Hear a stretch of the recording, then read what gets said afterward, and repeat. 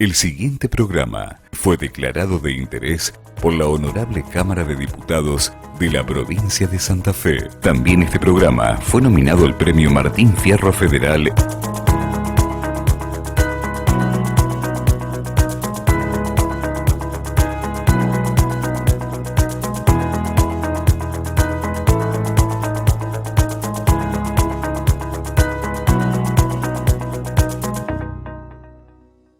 Se llega a la maternidad o a la no maternidad por distintos caminos, pero siempre es una elección. Tener o no tener hijos, entre los sentimientos propios y los mandatos sociales. Mujeres, hombres, parejas que hacen hasta lo imposible para tener un hijo y aquellos que prefieren no tenerlo. Hoy hablaremos de tratamientos de reproducción asistida en tiempos de COVID-19. Bienvenidos a ¿Y ustedes para cuándo?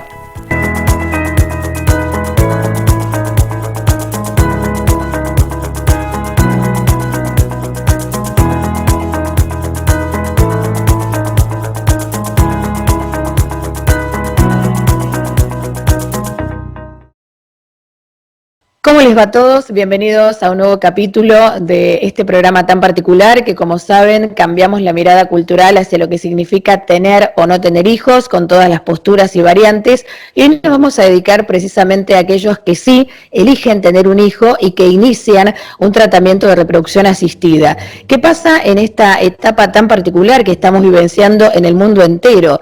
Para que nos vaya explicando y bueno, puedan sacarse también muchas dudas e inquietudes que nos fueron llegando también al programa. Vamos a contar con una profesional, ella tiene una amplísima trayectoria en todo lo que refiere a esta temática puntual, así que ya la saludo a la doctora Viviana Ventura. ¿Cómo estás, Viviana? Bienvenida al programa. ¿Qué tal? Buenas tardes, mucho gusto, muchas gracias por la invitación. Bueno, para nosotros también un placer, sobre todo, bueno, esta es una época donde hay muchas emociones que van fluctuando permanentemente en todos los seres humanos y sobre todo en aquellos que ya hace un tiempito quizás que vienen buscando tener un hijo, que aún no han concretado este objetivo, este deseo. Y bueno, la primera pregunta que tengo que hacerle tiene que ver con esto, ¿no? ¿Cuáles serían los riesgos de quedar embarazada y contraer coronavirus en este momento? Bien, esa es una gran pregunta que abre un poco la idea de desangustiar al paciente que enfrenta un tratamiento o que debe hacer un tratamiento de fertilidad. En realidad no se ha demostrado hasta el momento la transmisión vertical del virus, por lo cual ningún gobierno, ni ninguna organización, ni sociedad científica ha aconsejado a las parejas evitar el embarazo natural. De hecho, digamos, el embarazo natural se considera razonablemente seguro en estos términos, con lo cual no deberíamos, bajo ningún concepto, prohibir o dejar de asistir a nuestros pacientes que tienen el deseo de embarazar y una problemática reproductiva. Es decir, no se ha demostrado bajo ningún concepto hasta el momento. Convengamos que estamos transitando una patología o un virus que tiene 3 meses de evolución en nuestro mundo. Digamos, esta pandemia la estamos transitando hace muy poco tiempo y todo genera un dinamismo muy importante. Pero en realidad en países que han estado mucho más, con mucha más cantidad de enfermos, no se ha demostrado que el embarazo haya sido un problema, situación muy distinta a la que hemos vivido con la gripe A. Entonces, realmente, ese es el primer punto que tenemos que tratar, que el paciente esté tranquilo, al paciente no hay que decirle que no embarace, y por supuesto dar prioridad al paciente que está con alguna complicación reproductiva un poco más urgente. Entiendo. Bueno, esto es valioso, ¿no?, tu respuesta, porque como decíamos antes, son muchos los temores que empiezan a surgir, que de hecho al enfrentarnos a algo tan novedoso, uno empieza, ¿no?, con mucha incertidumbre, con muchas inquietudes y sobre todo aquellos que, bueno, que ya han iniciado un tratamiento de reproducción o que están a punto de querer iniciarlo, o en definitiva aquellos que buscan, ¿no?, embarazarse y tener un hijo, y bueno, con todo lo que esta pandemia refiere, ¿no? A nivel laboratorio, ¿ya se ha probado o se ha descartado la transmisión de COVID-19 madre a hijo?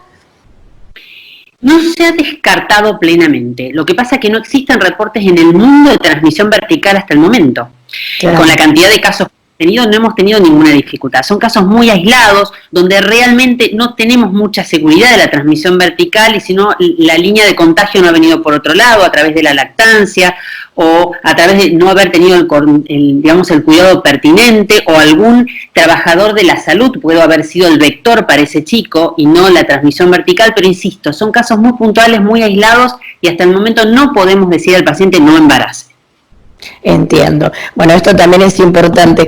¿Qué tipo de patologías, por llamarlas de alguna forma, tornan impostergable el inicio de una técnica de reproducción asistida? Digo, desde tu profesión, desde tu experiencia, ¿cuál sería la recomendación general que podemos brindar?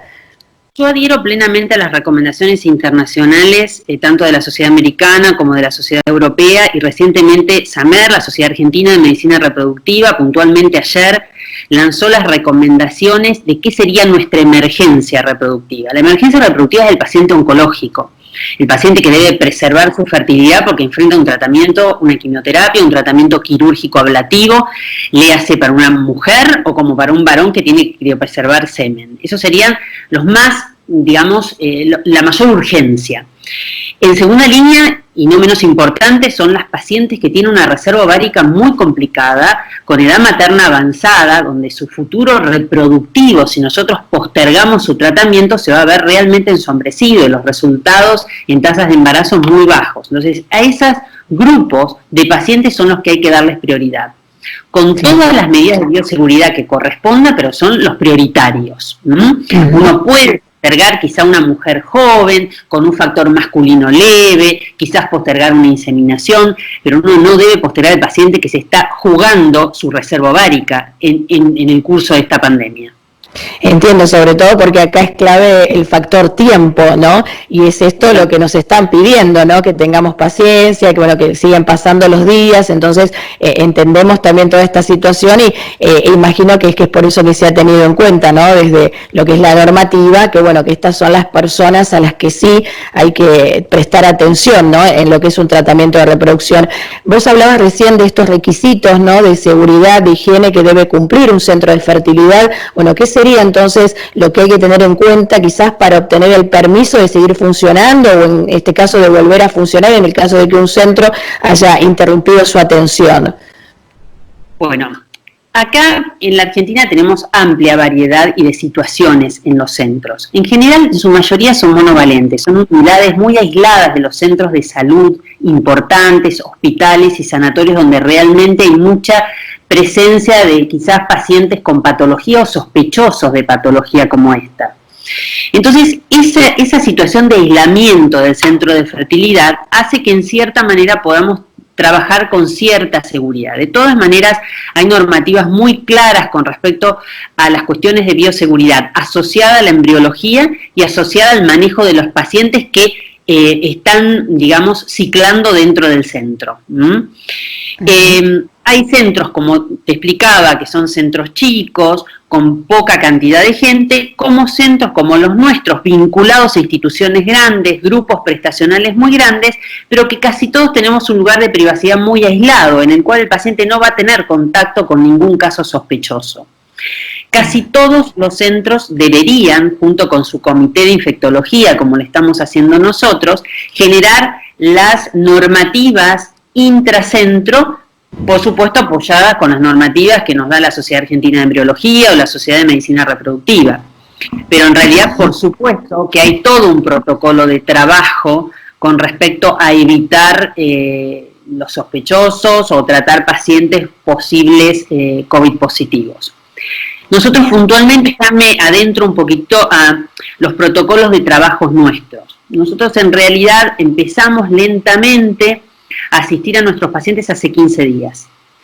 Antes de empezar con esto, tuvimos la reunión con el comité de infectólogos nuestros y y escuchar un poquito la realidad de otros países que la han pasado mucho peor que nosotros, sí. Y plantearnos esta cuestión de hisopar o no hisopar los pacientes. En este momento nosotros estamos hisopando a las parejas, le estamos haciendo PCR antes del inicio del tratamiento, porque sabemos que hay una gran cantidad de pacientes asintomáticos y que son positivos.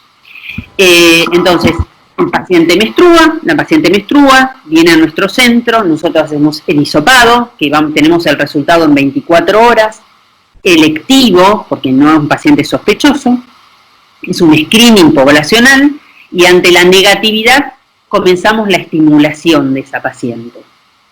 Por supuesto, periodo en el cual tenemos ese negativo y esos 14 días de estimulación previo al tratamiento, le pedimos que por favor respete estrictamente las normativas de aislamiento social y todas las medidas de seguridad dentro de su casa y que en cierta manera trate de cuarentenar esos 14 días que dura el tratamiento. También para la pareja, los dos deben hacer el hisopado, porque el conviviente también puede ser un asintomático que posteriormente contagie a la paciente en tratamiento. Sí. Bueno, Viviana, esto que vos estás transmitiendo es importantísimo, ¿no? O sea, que antes de iniciar un tratamiento de reproducción se debe tener en claro si esta persona tiene o no tiene COVID-19. Y la pregunta, ¿no?, del millón, ¿quién se hace cargo económicamente de estos testeos? Bueno, ¿las mismas personas, los mismos pacientes pueden llegar a tener algún tipo de cobertura? ¿O esto, al ser algo tan novedoso, ni siquiera está siendo tratado desde ese lugar? Hemos hecho camino al andar, realmente. En realidad todo es perfectible. Lo que decimos hoy tiene dinamismo. Nosotros semanalmente y hasta diariamente volvemos a repasar las medidas que vamos tomando. Cuando empezamos con todo esto, en los primeros 15 días hubo reticencia, obviamente, de parte de los financiadores a cubrir. Y de a poquito lo fuimos convenciendo y hay muchos financiadores que están cubriendo, porque esto es un screening. No es una cosa tan cara, pero es lo único que le podemos brindar un poquitito de seguridad al paciente antes de iniciar un tratamiento. La pregunta del millón, que es distinto a lo que se hace en otros países, o en otros países se hace el hisopado al principio y antes de la punción. El tema son los costos, como vos lo planteás. Es decir, yo no me puedo dar el lujo o no puedo pedirle al paciente que hisope 2 veces durante el tratamiento. Por eso le pido, una vez que sea negativo, se cuide durante los 15 días restantes. Excepto, obviamente, que el paciente me manifieste durante esos 14 días que tiene fiebre. Cada vez que entra en servicio, ojo que en estas medidas de bioseguridad se respeta el triage de entrada, del barbijo, de la tomada de fiebre cada vez que entran al centro de fertilidad. Es decir, obviamente que en el curso del tratamiento hay medidas que se van a ir tomando, ¿no es cierto? Pero bueno, inicialmente hacemos esto. Como te comentaba, al principio fueron reticentes. Ningún paciente realmente objetó el pedido del hisopado. Creo que la población ha sido muy consciente en el curso de la pandemia, la población está asustada, entonces todo lo que podemos brindarle para que el tratamiento salga exitoso y se puedan cuidar, no hemos tenido negativa al respecto. A pesar de que, bueno, en primera instancia se tiene que hacer cargo el paciente de esto.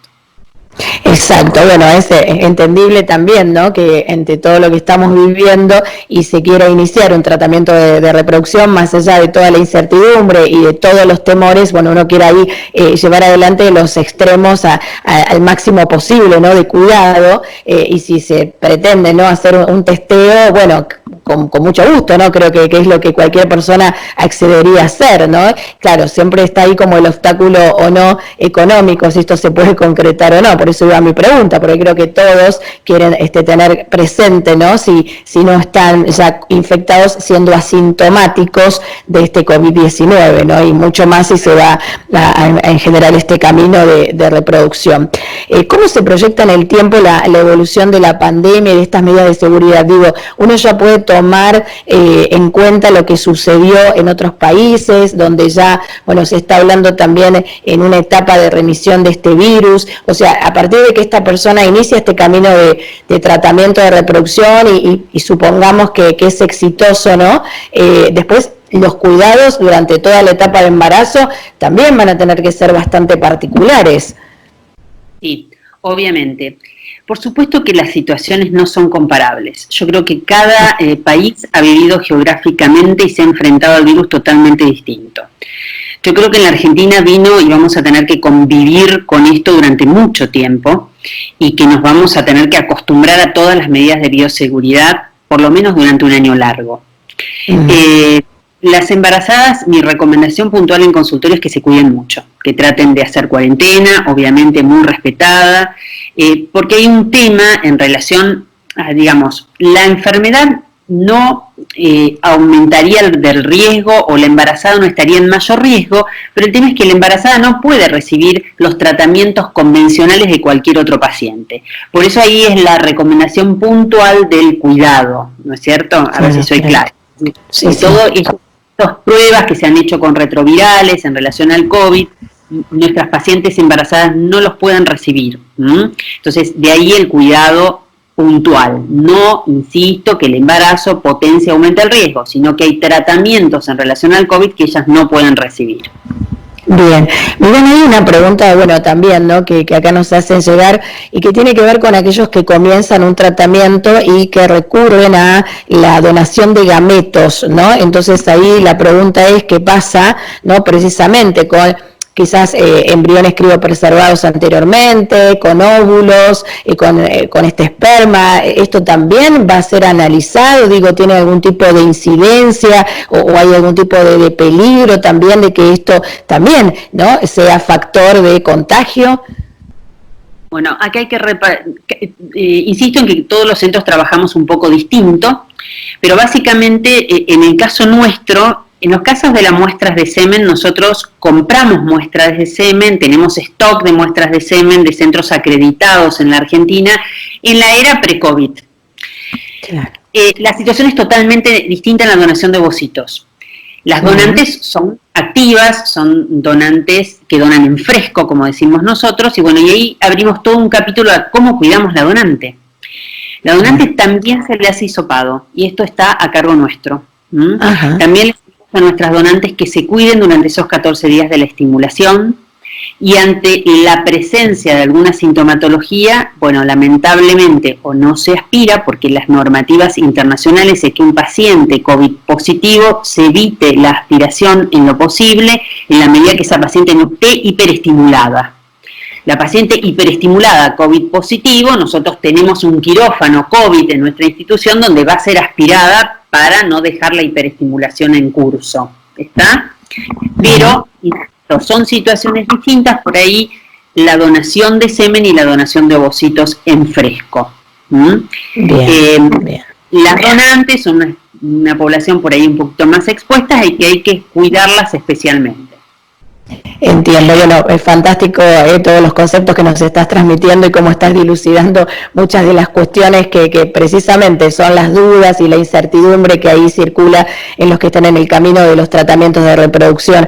Y hoy por hoy, Viviana, ¿cuáles son los protocolos que actualmente se están aplicando a las consultas en general? Digo, este pedido de análisis cotidianos o necesarios, los prequirúrgicos de diagnóstico, ¿esto se continúa de la mayor manera posible, digo, de la mejor manera posible, mejor dicho, con todo lo que tiene que ver con estos cuidados? En realidad nosotros hemos tratado de disminuir la cantidad de gente en los consultorios y las consultas presenciales. En realidad, si uno ve otros países, la telemedicina se ha instalado y un poco para quedarse durante mucho tiempo. En la Argentina tenemos algunas dificultades con respecto a la cobertura de esa consulta en telemedicina, pero bueno, dadas esas dificultades que tenemos que hacer todavía aclarar algunos puntos, nosotros hemos tratado, por ejemplo, que no haya muchos médicos haciendo consultorio en forma simultánea, que las consultas sean espaciadas cada 45 minutos, una hora, para que no haya mucha gente en sala de espera. La sala de espera está marcada en los lugares donde se deben sentar, como lo hacemos en cualquier otro transporte público, para que no haya hacinamiento de gente. Las recomendaciones internacionales es tratar de disminuir la cantidad de controles, tratar de controlar un poquito menos en la medida que no malogremos el resultado del tratamiento. Digamos, evitar la acumulación de gente, la concentración de gente y respetar el distanciamiento social, obviamente. Como todos estamos acostumbrándonos, ¿no?, en los diferentes ámbitos en los cuales... Se tendrá que adaptar a esto, es decir, no todos tienen la misma capacidad y por supuesto van a tener, o a lo mejor poner un solo médico a atender durante una tarde, porque no pueden darse el lujo de dos profesionales trabajando en simultáneo y concentrar gente, o no concentrar gente en los momentos, si hay controles, que sean controles y no haya actividad de consultorio. Hay que irle buscando la vuelta como para trabajar distinto. evitar la concentración humana, básicamente. Sí, sí. Y en relación al personal que trabaja en los centros, ¿no?, de fertilidad, hablemos de quizás no solo el plantel médico, sino también el plantel administrativo. Digo, ¿se están implementando algún tipo de protocolos para también testear a estas personas? Porque también puede llegar a surgir esta pregunta, ¿no? ¿Qué pasa si algún test llega a dar positivo en los empleados de este lugar? Claro. Bueno, en esto hay que aclarar algunos puntos. Primero, ahí tenemos una dificultad de quién se hace cargo de todo esto, las dificultades de los recursos humanos, la realidad del país, el tema de está todavía muy en veremos el tema de cómo controlamos a los profesionales de la salud, y eso lo vemos en los medios de comunicación todos los días, como los testeos reiterados. Nosotros puntualmente en Rosario hace 10 días que no tenemos casos. Somos una ciudad que, por eso insisto, la situación geográfica es muy distinta en toda la Argentina. Eso es por un lado. Con respecto a la protección, todo nuestro personal atienden con barbijos, tenemos las placas de acrílicos de cuidado, antes de subir al centro se le hace el triage, la fiebre, nadie entra sin barbijo, tratamos de evitar la presencia de acompañantes y de los maridos. Lamentablemente, la paciente y la pareja va a tener que acostumbrarse a otro dinamismo al que nosotros mismos no estamos acostumbrados, porque hacíamos pasar al marido al quirófano en el momento de la transferencia, ya no lo vamos a poder hacer. Entonces nos van a tener que colaborar nuestros pacientes en ser pacientes realmente. Con respecto al hisopar, nuestros trabajadores de salud todavía no está como normativo en nuestro grupo de trabajo. Eso es así. Sí, por supuesto que nuestras coordinadoras que ven a nuestros pacientes todos los días están con barbijo, con los lentes espejados, con un camisolín, con guantes, de forma tal de que si se positiviza algún trabajador no tengamos que aislar a todo el servicio. Y la idea es mantener ciertos grupos de trabajo, tratar de ciclar a la gente de forma tal de que no estén en exposición permanente. Pero obviamente no todos los centros de fertilidad se pueden dar ese lujo. Exacto, y esto, bueno, es muy claro, ¿no?, lo que vos estabas transmitiendo. Hay muchas diferencias en lo que sucedió no solo aquí en la Argentina en cuanto a lo que pasó en otros países del mundo, sino también dentro de nuestro mismo país, ¿no? Porque si uno empieza a pensar en los centros de fertilidad de la Ciudad Autónoma de Buenos Aires, ¿no?, donde quizás allí hay mayor circulación del virus, bueno, los protocolos van a ser totalmente diferentes y las actividades incluso van a volver de manera más lenta, y esto que vos también decías recién, ¿no? Acá en la ciudad de Rosario, hoy ya hace unos cuantos días que no tenemos infectados, al menos no es lo que se conoce, entonces, claro, tenemos una transmisión más baja quizás de transmisión comunitaria, ¿no? Pero bueno, siempre teniendo estos cuidados y demás. Me gustaría que volvieras a destacar un poco lo de la cobertura de las obras sociales. Digo, hoy por hoy esto va modificándose en el minuto a minuto y el día a día, pero hoy si una pareja decide iniciar un tratamiento de reproducción asistida, podría hacerlo, y están autorizando, digo, la cobertura a proseguir con estos tratamientos, quizás el que ya está en el camino. Es un tema bastante urticante. En realidad estamos con bastante dificultad para que las obras sociales autoricen. Es como que están autorizando lo que es emergencias y están evitando autorizar lo programado. Creo que los próximos anuncios de destrabar un poco la actividad van a colaborar para destrabar las autorizaciones también.